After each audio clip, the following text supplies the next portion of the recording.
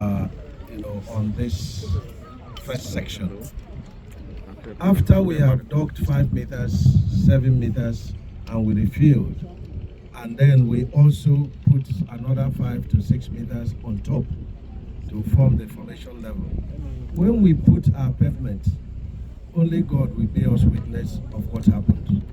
But today we have gotten witnesses of the 2 chairmen and the National Assembly members, because the scope is going to change. And where we now do the evaluation, people will say, this thing was 10 lanes. Why did you say to 6 lanes? And yet, the cost is increasing. I'm not saying the cost is increasing or decreasing, but I'm saying that the situation we found ourselves is such that the scope is going to be varied.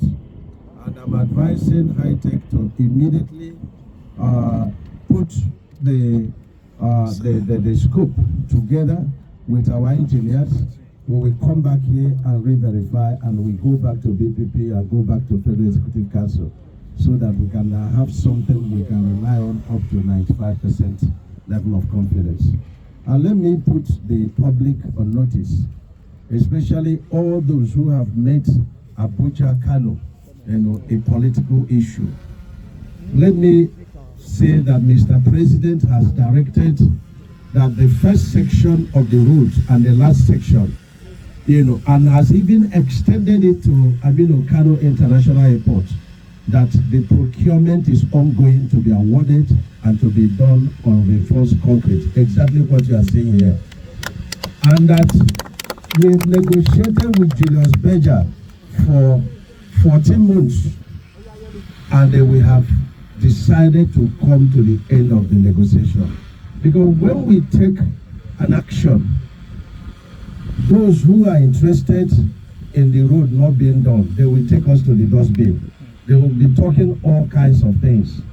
My Perm secretary is here with me.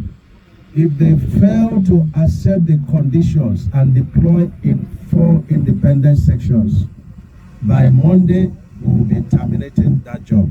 So we are giving, very serious, advance notice for all those who have made themselves available to become politicians on the road, not minding the lives of the people.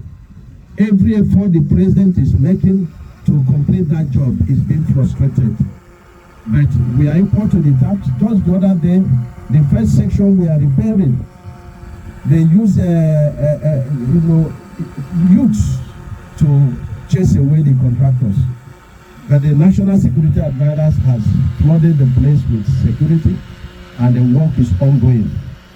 And if Berger fails to accept the job on asphalt, glory be to God, we will redesign the job on concrete. Yes, and so between 50 and 100 years, that very important road will not see any deformation. So those who are so much interested in anyhow putting their own interest ahead of the interests of the people, ahead of the blood of the people, ahead of all the efforts Mr. President is making, please be ye known unto you that by Monday that project is gone, unless when my Perm secretary and myself and workers visit there on Monday, Berger has deployed in 4 sections.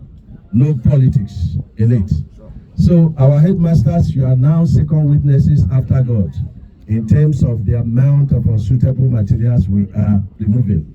I've asked them, to also document it by way of video as they are removing. Let them put their tape and see the level that is being, because we have a lot of people who are not interested that this job be done.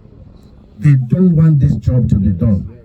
And petitions, yes, there is nothing you do, people will not do petition. But I commend those who went to court.